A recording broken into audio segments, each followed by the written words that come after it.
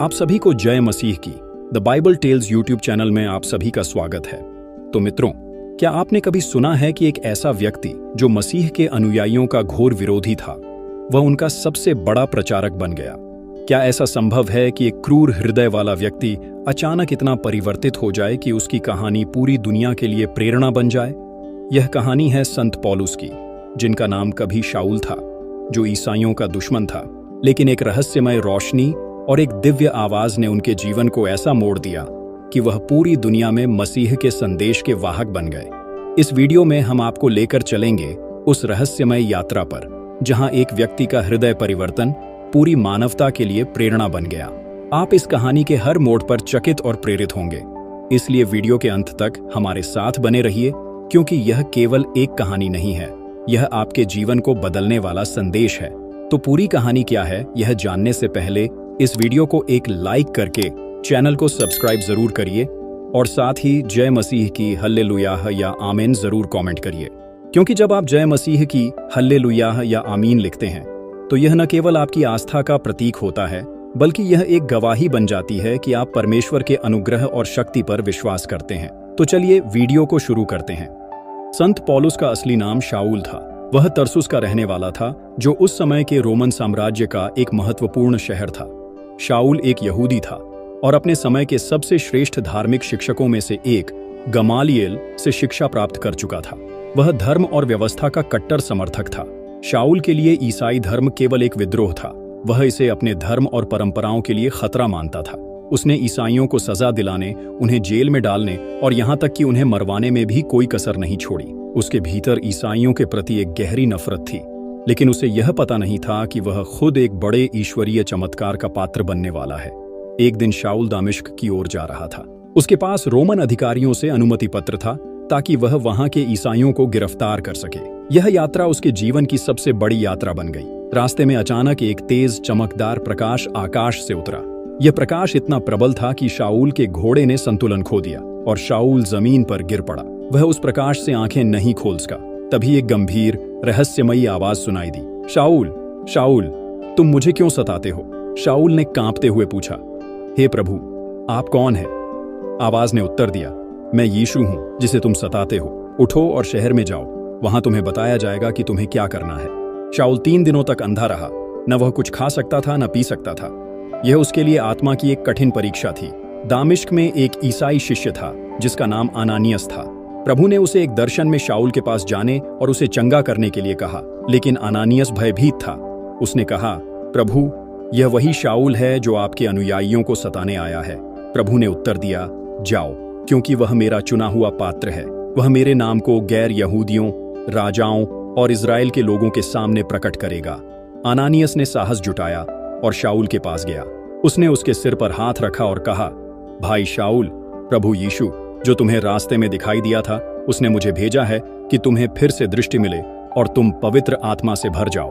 तुरंत शाऊल की आंखों से जैसे कुछ गिरा और वह फिर से देखने लगा। उसने उसी समय बपतिस्मा लिया और उसका जीवन पूरी तरह बदल गया। शाऊल अब पौलुस बन चुका था। उसने यीशु मसीह के सुसमाचार को फैलाने का प्रण लिया। पौलुस ने जीवन भर यीशु के नाम को प्रचारित किया। उसने अनगिनत कठिनाइयों का सामना किया। उसे जेल में डाला गया, पत्थरों से मारा गया, जहाज डूबा और यहाँ तक कि उसे मृत्युदंड की धमकियां भी मिली। लेकिन उसने कभी हार नहीं मानी। उसने कई चर्च स्थापित किए और कई पत्र लिखे, जो आज बाइबल के नए नियम का हिस्सा हैं। उसकी शिक्षाएं आज भी करोड़ों लोगों के लिए प्रेरणा है। शाऊल से पौलुस बनने की यह यात्रा हमें सिखाती है कि कोई भी व्यक्ति इतना खोया हुआ नहीं है कि ईश्वर उसे पा न सके। ईश्वर हमें केवल हमारी कमजोरियों के लिए नहीं, बल्कि हमारे अंदर छिपी उस ताकत के लिए चुनते हैं जिसे हम खुद नहीं देख सकते। पौलुस की यह कहानी हमें यह विश्वास दिलाती है कि यदि हम ईश्वर पर भरोसा करें तो हमारे जीवन में भी चमत्कार हो सकते हैं। तो क्या आप अपने जीवन में ईश्वर के इस प्रकाश को देखने के लिए तैयार हैं? पौलुस के जीवन का यह नया चरण केवल शुरुआत थी। उसका पूरा जीवन अब प्रभु यीशु के संदेश को फैलाने और दुनिया के हर कोने में सुसमाचार पहुंचाने के लिए समर्पित हो गया। लेकिन यह राह आसान नहीं थी। जब पौलुस ने दामिश्क में यीशु मसीह का प्रचार करना शुरू किया तो लोग चकित रह गए। यह वही शाऊल था जो कुछ समय पहले ईसाइयों का विरोधी था और अब वह यीशु का प्रचार कर रहा था। यह परिवर्तन वहां के यहूदी धर्मगुरुओं के लिए असहनीय था। उन्होंने उसे मारने की योजना बनाई। शहर के फाटकों पर पहरा बैठा दिया गया ताकि पौलुस भाग न सके, लेकिन उसके शिष्यों ने रात में उसे एक बड़ी टोकरी में बैठाकर शहर की दीवार से नीचे उतार दिया। पौलुस ने यह जोखिम भरा कदम उठाया क्योंकि उसे यह एहसास हो गया था कि उसकी जान को खतरा है, लेकिन प्रभु ने उसे हर बार बचाने का मार्ग प्रदान किया। दामिश्क से बचकर पौलुस यरूशलेम गया, लेकिन वहां के ईसाई शिष्य भी उस पर विश्वास करने को तैयार नहीं थे। वे डरते थे कि यह वही शाऊल है जिसने उनके भाइयों को सताया था। तभी बरनबास नामक एक शिष्य ने पौलुस की सिफारिश की। उसने अन्य शिष्यों को यह समझाया कि पौलुस वास्तव में परिवर्तित हो चुका है और अब मसीह का सच्चा अनुयायी है। इसके बाद पौलुस को शिष्यों के समूह में स्वीकार कर लिया गया। पौलुस ने बरनबास के साथ मिलकर अपनी पहली मिशनरी यात्रा की। यह यात्रा एशिया माइनर, आज का तुर्की के विभिन्न क्षेत्रों में थी। हर शहर में पौलुस ने सभाओं में जाकर यीशु मसीह का सुसमाचार सुनाया, लेकिन इस यात्रा में भी पौलुस को भारी विरोध का सामना करना पड़ा।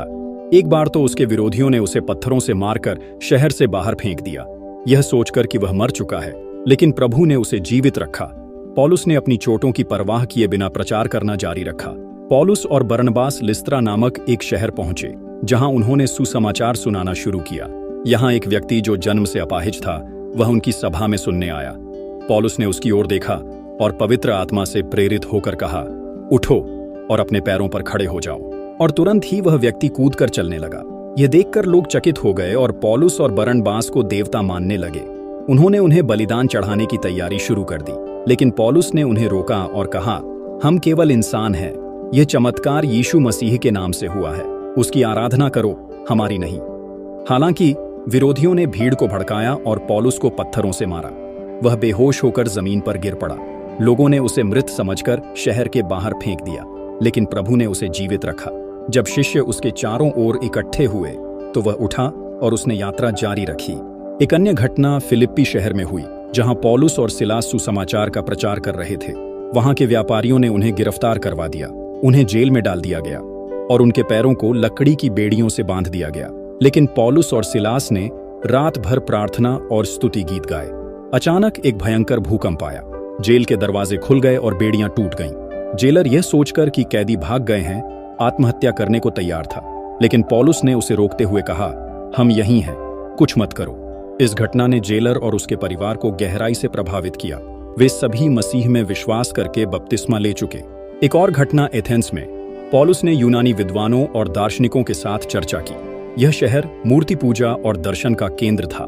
पौलुस ने एक उपदेश दिया जिसमें उसने कहा, मैंने तुम्हारे शहर में एक वेदी देखी जिस पर लिखा था, अज्ञात देवता के लिए। मैं उसी परमेश्वर के बारे में तुम्हें बताने आया हूँ। वह परमेश्वर जिसने आकाश और पृथ्वी बनाई। उसके तर्कों और उपदेश ने कुछ लोगों को मसीह में विश्वास दिलाया, जबकि अन्य उसका उपहास करने लगे। लेकिन उसने कभी हार नहीं मानी और अपनी शिक्षाओं को जारी रखा। पौलुस के जीवन की सबसे रहस्यमयी घटनाओं में से एक था उसका स्वर्गीय दर्शन। उसने लिखा कि उसे स्वर्ग के तीसरे स्तर तक उठाया गया, जहां उसने अवर्णनीय बातें सुनी और देखीं। उसने इसे विस्तार से वर्णित नहीं किया, लेकिन यह अनुभव उसके जीवन का महत्वपूर्ण हिस्सा बना। उसने यह महसूस किया कि प्रभु उसे विशेष उद्देश्य के लिए इस्तेमाल कर रहे हैं। पौलुस की एक और प्रसिद्ध घटना तब हुई जब वह रोम के लिए यात्रा कर रहा था।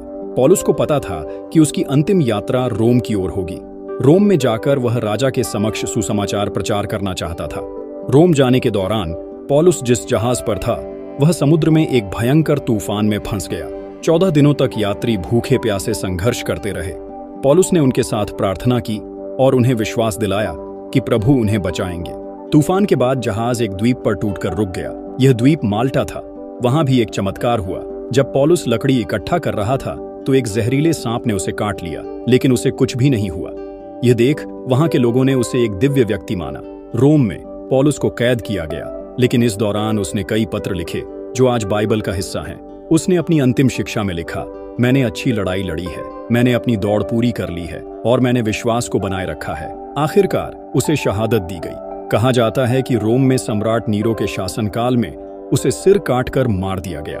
पौलुस की कहानी केवल एक व्यक्ति के परिवर्तन की कहानी नहीं है, बल्कि यह हमें दिखाती है कि ईश्वर का प्रकाश कितना शक्तिशाली है। यह कहानी हमें प्रेरित करती है कि अंधकार चाहे कितना भी घना क्यों न हो, ईश्वर का प्रेम हमें हर स्थिति से बाहर निकाल सकता है। क्या हम भी पौलुस की तरह अपनी कमजोरियों को ताकत में बदलने के लिए तैयार हैं? क्या हम अपने जीवन में ईश्वर के बुलावे को सुन सकते हैं? दोस्तों, पौलुस की यह कहानी हमें यह सिखाती है कि हर व्यक्ति की कहानी ईश्वर के लिए विशेष होती है। चाहे आप कितने भी गहरे अंधकार में हो, प्रभु का प्रकाश आपको नई राह दिखा सकता है। पौलुस की कहानी हमें यह सिखाती है कि कोई भी इतना पापी या बुरा नहीं हो सकता कि ईश्वर उसे बदल न सके। प्रभु का प्रेम और अनुग्रह हर अंधकार को प्रकाश में बदलने की शक्ति रखता है। पौलुस ने अपने जीवन को एक उद्देश्य के लिए समर्पित किया और उनकी शिक्षाओं ने दुनिया को बदल दिया। आज हमें खुद से पूछने की जरूरत है, क्या हम भी उस आह्वान को सुन सकते हैं जो ईश्वर हमारे लिए कर रहा है? याद रखें, परिवर्तन केवल एक क्षण की बात है। जैसे पौलुस ने अपने अतीत को पीछे छोड़कर मसीह को अपनाया, वैसे ही हम भी अपने जीवन में इस प्रकाश को स्वीकार कर सकते हैं। आप सभी का धन्यवाद इस कहानी को सुनने और इसे अपने दिल से महसूस करने के लिए। अगर आपको यह कहानी प्रेरणादायक लगी हो और आपने इससे कुछ नया सीखा हो, तो इस वीडियो को अपने दोस्तों और परिवार के साथ शेयर जरूर करें। अगर आप ऐसी और भी कहानियां और संदेश सुनना चाहते हैं, तो हमारे चैनल द बाइबल टेल्स को सब्सक्राइब करना न भूलें। धन्यवाद।